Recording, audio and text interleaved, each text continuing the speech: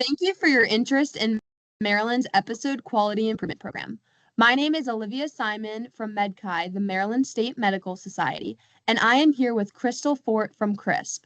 Today we will give you an introduction to EQIP, a value-based Medicare incentive payment opportunity for Maryland practitioners. Crystal, can you start by explaining what EQIP is? The Episode Quality Improvement Program, or EQIP, is a voluntary advanced alternative payment model that engages practitioners who treat Maryland Medicare beneficiaries in care transformation and value-based payment through an episode-based approach. EQIP participants will be held accountable for achieving cost and quality targets for one or more clinical episodes. Participants will also have an opportunity to earn a portion of their savings they create in their selected clinical episodes as a lump sum incentive payment. The Health Services Cost Review Commission created EQIP in 2022 to increase practitioner engagement and Medicare value-based payment programs. Calendar year 2026 will be the 5th performance year of EQIP. Thanks, Crystal. You mentioned EQIP is an advanced alternative payment model. Can you elaborate on this?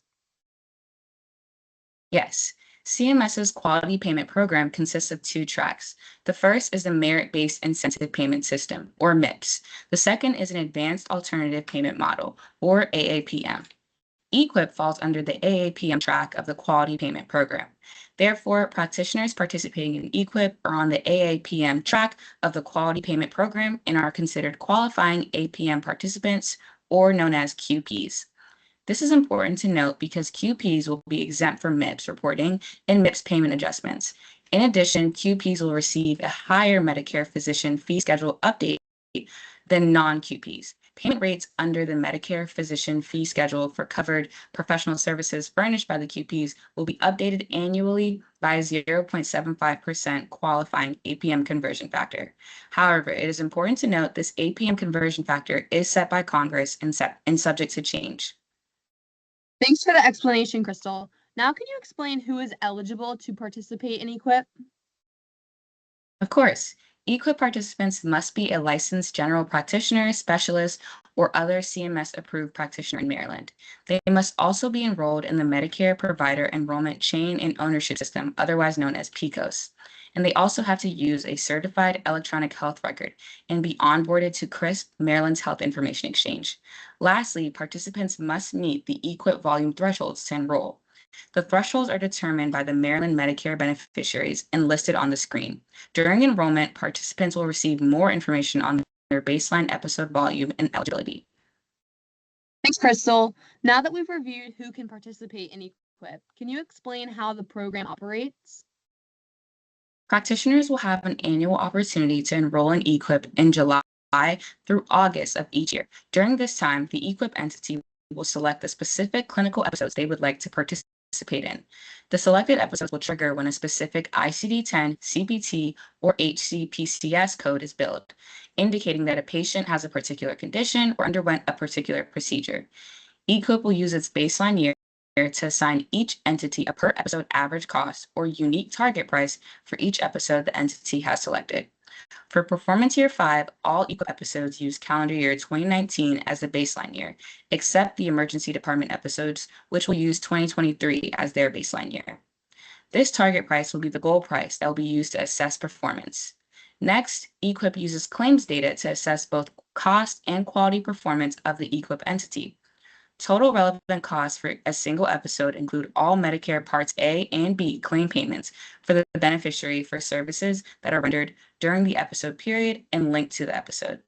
Therefore, these performance year costs will be compared to the set target price to identify if savings were achieved and if participants are eligible for an incentive payment.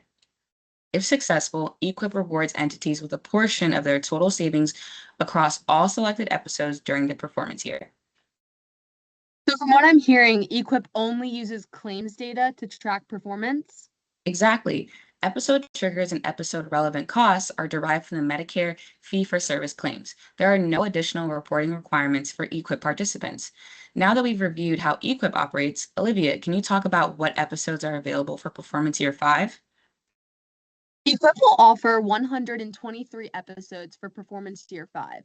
The episodes have been organized into the following clinical categories. However, there is no limitation to the type of practitioner who wishes to enroll in EQIP under the episodes as long as they meet the participation requirements.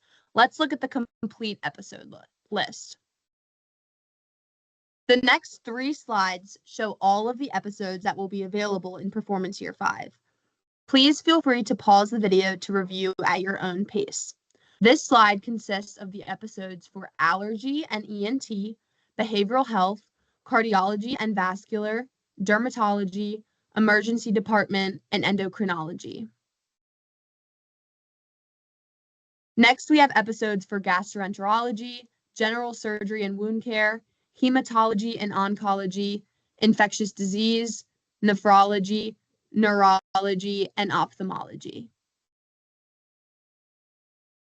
And lastly, we have episodes for orthopedics and MSK, pulmonary and critical care, rheumatology, and urology.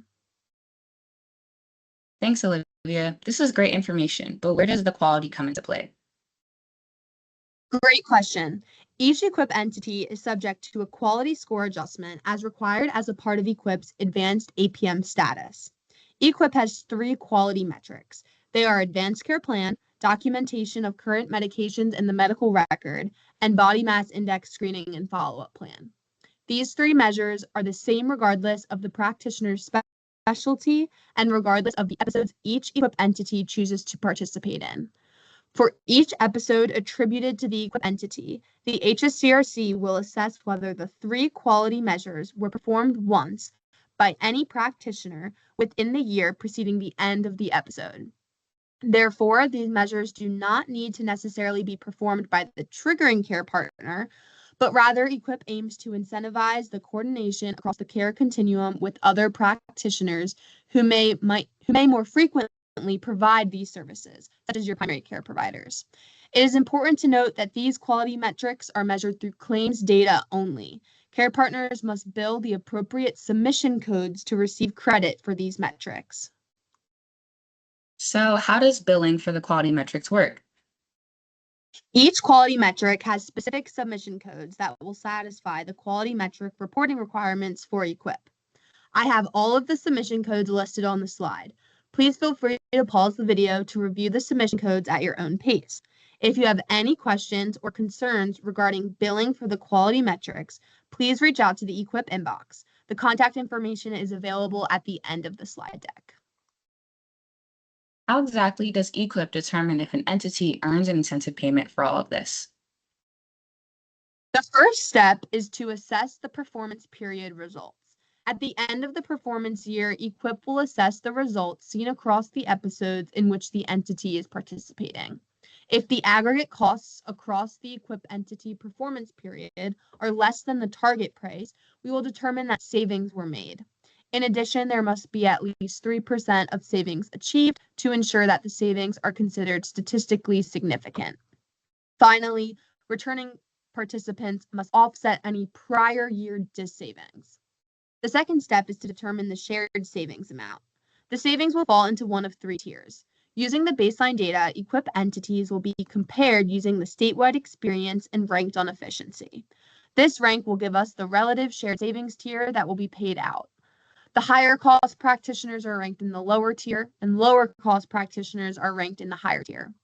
The lowest ranked tercile has a 50-50 split with the state, and therefore entities will receive 50% of their savings and 50% will be retained by Medicare. The top tercile will be paid the largest percentage of the shared savings, which is 80% of the savings, leaving 20% to be retained by Medicare. The third step is to consider the clinical quality score. To ensure the outcomes of the program are not at the cost of patient outcomes, 5% of the shared savings will be withheld pending assessment on the 3 quality measures. The performance on the 3 quality measures will determine how much of that 5% is earned back by the entity. The fourth step is to check the incentive payment cap. The state must confirm that the calculated payment is no more than 25% of the prior year's Part B payment. Once steps 1 through 4 are completed, the final incentive payment will be paid in full as a lump sum to the payment remission recipient indicated by the EQIP entity during enrollment. This incentive payment will be paid approximately 9 to 12 months after the end of the performance year.